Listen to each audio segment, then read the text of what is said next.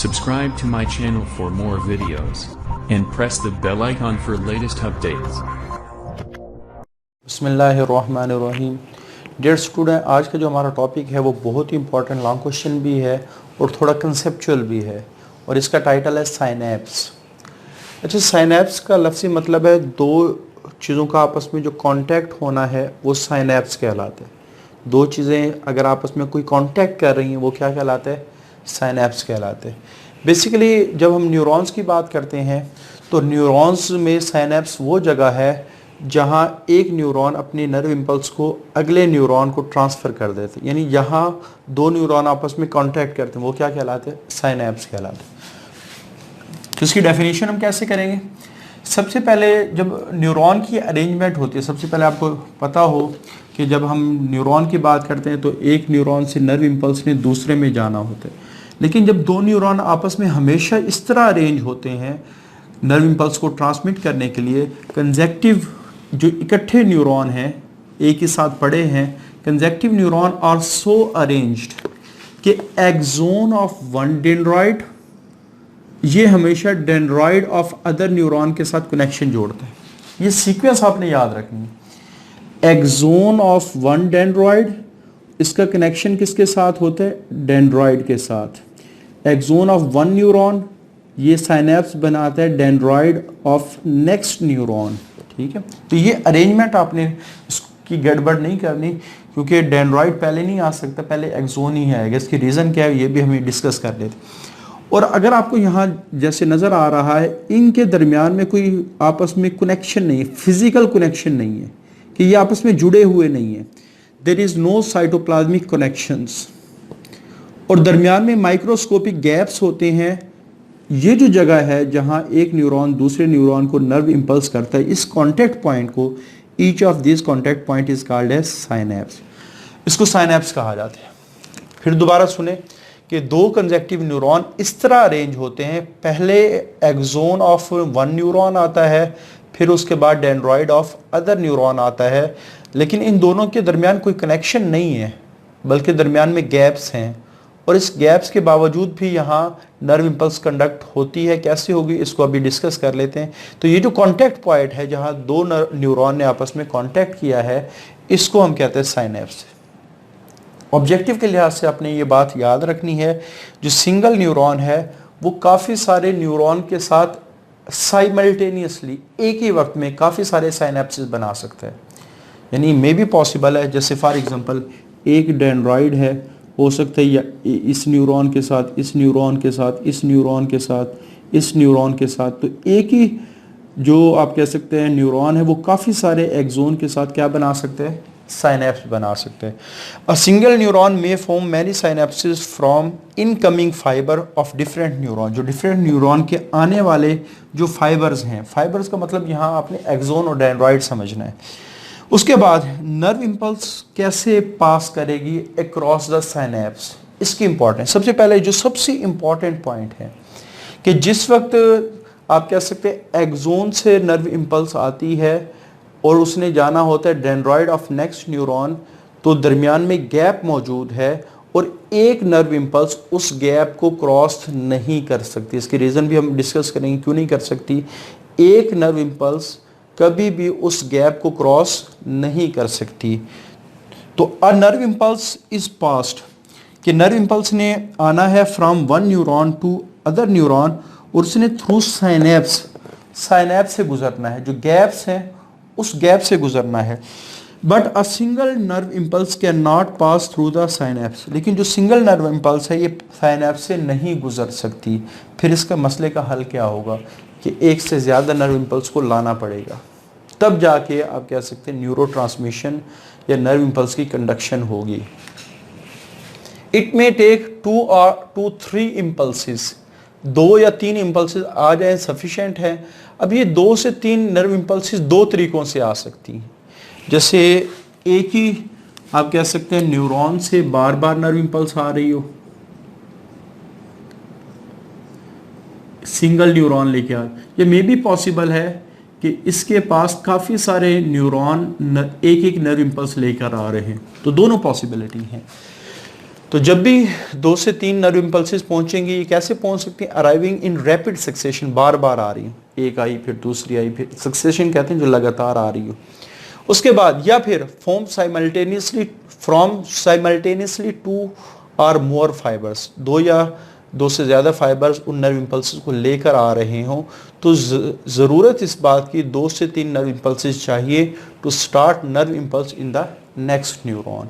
ठीक है, तो अब याद रखना है कि दरमियान में गैप मौजूद है एक एक्सोन के और दूसरे डेंड्रॉइड। एक्सोन से नर्व इम्पल्स ने डेंड्रॉइड में आना है, दरमियान में क्या है? गैप मौजूद है। अच्छा, जब हम नर्व इम्पल्स की बात करते हैं तो लास्ट लेक्चर में भी हमने डिसाइड किया था नर्व इम्पल्स उस वक्त कंडक्ट होती है जब एक्शन पोटेंशियल क्रिएट होता है। अब एक्शन पोटेंशियल क्या है, ये पिछले लेक्चर में हम डिटेल से डिस्कस कर चुके हैं।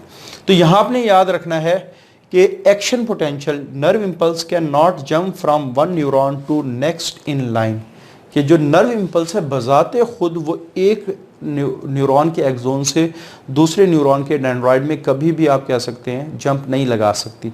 फिर मैसेज कैसे जाएगा? दरमियान में तो गैप है, ठीक है, मैसेज कैसे जाएगा? बेसिकली मैसेज जाता है कुछ खास किस्म के केमिकल मैसेंजर्स के ज़रिए से जो उस साइनैप्स से गुजरते हैं। इन मैसेंजर को कहा जाता है neurotransmitters. Very important short question कि व्हाट आर न्यूरोट्रांसमीटर। तो आपने यहाँ से स्टार्ट करना है। Action potential can not jump from one neuron to next in line, message is transmitted in the form of chemical messenger across the synapse. इन chemical messenger को neurotransmitter कहा जाता है। आगे न्यूरोट्रांसमीटर हमेशा याद रखेंगे, जो बात हम बार बार डिस्कस कर रहे हैं, और मैंने कहा था कि अरेंजमेंट क्यों इंपॉर्टेंट है। न्यूरोट्रांसमीटर हमेशा एक्सोन ऑफ न्यूरॉन से रिलीज होते हैं, जो पहले वाला होता है, और जो दूसरे वाला होता है उसमें जाके जुड़ते हैं। उसके बाद एग्जाम्पल न्यूरोट्रांसमीटर की कौन सी है? एड्रेनलिन, नॉर एड्रेनलिन, आप इसको एपिनेफ्रिन भी कह सकते हो, नॉर एपिनेफ्रिन भी कह सकते हो, सेरोटोनिन, एसिटाइल कोलिन, डोपामिन। इन सब में एसिटाइल कोलिन ये सबसे इम्पॉर्टेंट है, क्योंकि जब हम एसिटाइल कोलिन की बात करते हैं it is a main neurotransmitter outside the CNS. क्योंकि अगर ह्यूमन बॉडी की बात करें तो आप कह सकते हैं नर्वस सिस्टम के 2 पोर्शन है, एक सीएनएस है, एक पीएनएस है। यानी सीएनएस में 2 ही चीज़ें आती है, ब्रेन और स्पाइनल कॉर्ड आता है, और इस ब्रेन और स्पाइनल कॉर्ड के अलावा बाकी जितने भी बॉडी के अंदर हमारे पास न्यूरॉन्स मौजूद हैं वो पेरिफेरल नर्वस सिस्टम में आते हैं। तो आप कह सकते हैं पेरिफेरल नर्वस सिस्टम का जो मेन न्यूरोट्रांसमीटर है वो एसिटाइल कोलिन है।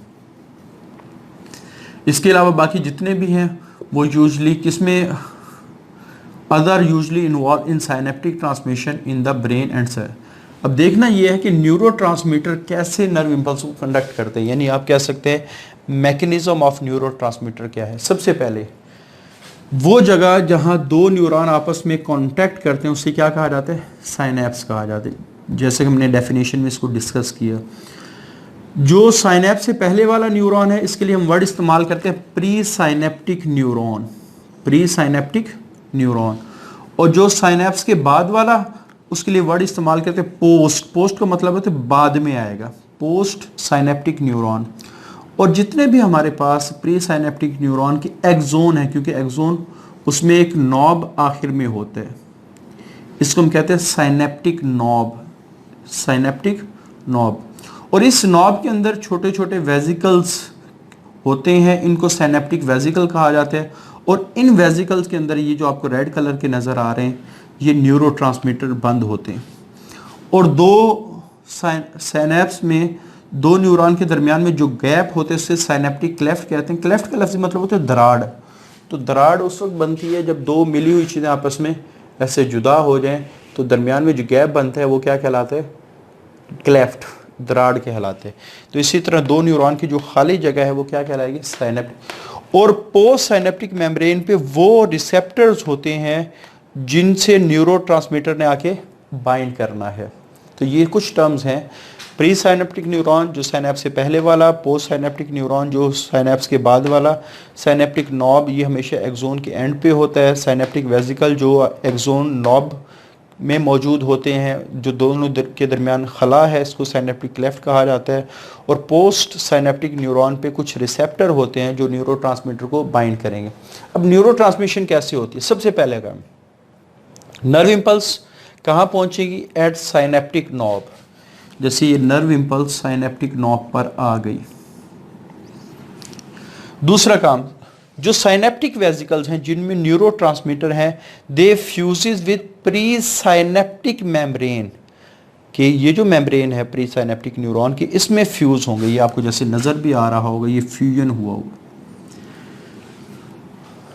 तो synaptic vesicle pre synaptic membrane में फ्यूज होना शुरू होते हैं और फ्यूजन के फौरन बाद एक्सोसाइटोसिस के जरिए से रिलीज ऑफ न्यूरोट्रांसमीटर होते हैं into the synaptic cleft, synaptic cleft में रिलीज होते हैं। ठीक है, तो यानी आप कह सकते हैं ये जो न्यूरोट्रांसमीटर हैं ये साइनेप्टिक क्लेफ्ट में इस तरह रिलीज होना शुरू हो जाएंगे। उसके बाद अगला स्टेप है, ये जो न्यूरोट्रांसमीटर है bind with receptor on post synaptic membrane. तो ये न्यूरोट्रांसमीटर इन पोस्ट साइनेप्टिक मेम्ब्रेन पर जो मौजूद रिसेप्टर है उसके साथ बाइंड करेंगे। जो ही ये बाइंड करेंगे, अगले न्यूरॉन के अंदर एक्शन पोटेंशियल जनरेट हो जाएगी। और हमने ये बात डिस्कस की थी लास्ट लेक्चर में भी। एक्शन पोटेंशियल स्टार्ट कब होता है? जब सोडियम आयन अंदर आना शुरू होता है, सोडियम आयन। तो यही बात लिखी है कि जो ही न्यूरोट्रांसमीटर बाइंड करता है, triggering of action potential generate होता है। और जनरेट कैसे होता है? By causing changes in permeability, कि कुछ आयन की परमिएबिलिटी चेंज हो जाती है, यानी बढ़ना शुरू हो जाती है।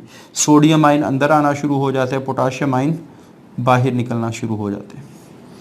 तो ये हमारे पास जो ही सोडियम और पोटाशियम आयन की मूवमेंट होगी across the membrane, nerve impulses में क्या हो जाएगी? जनरेट हो जाएगी, एक्शन पोटेंशियल जनरेट हो जाएगी।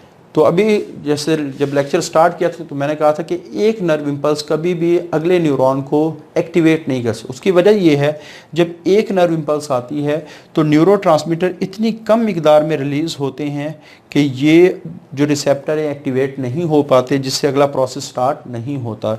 इनकी सफिशिएंट क्वांटिटी का रिलीज़ होना ज़रूरी है, और सफिशिएंट क्वांटिटी उस केस में रिलीज़ होती है जब 2 से 3 नर्व इम्पल्सेस पहुंचती हैं। तो इस वजह से एक नर्व इम्पल्स कभी भी न्यूरोट्रांसमिशन नहीं कर पाती। तो इसके आपने स्टेप याद रखने हैं। साइनेप्टिक नॉब के ऊपर नर्व इम्पल्स आई, synaptic vesicles presynaptic neuron के अंदर प्री की मेम्ब्रेन में फ्यूज़ करना शुरू हुई, रिलीज ऑफ न्यूरोट्रांसमीटर हुआ, और न्यूरोट्रांसमीटर रिसेप्टर से बाइंड की एक्शन पोटेंशियल जनरेट होगा। कैसे जनरेट होगा? जब आप कह सकते हैं परमिएबिलिटी चेंज होगी। तो ये थोड़ा सा कंसेप्चुअल आप देख ही सकते हैं, ये इस चैप्टर के जो आसान तरीन टॉपिक में से ये है। लेकिन बाद दफ़ा स्टूडेंट थोड़ा सा कंफ्यूज हो रहे होते हैं इन टर्म्स की वजह से कि ये कौन कौन सी टर्म्स कहाँ इस्तेमाल होती है। तो इसको आप लोगों ने अच्छी तरह तैयार करना है। आज के लिए इतना ही। अल्लाह हाफिज़।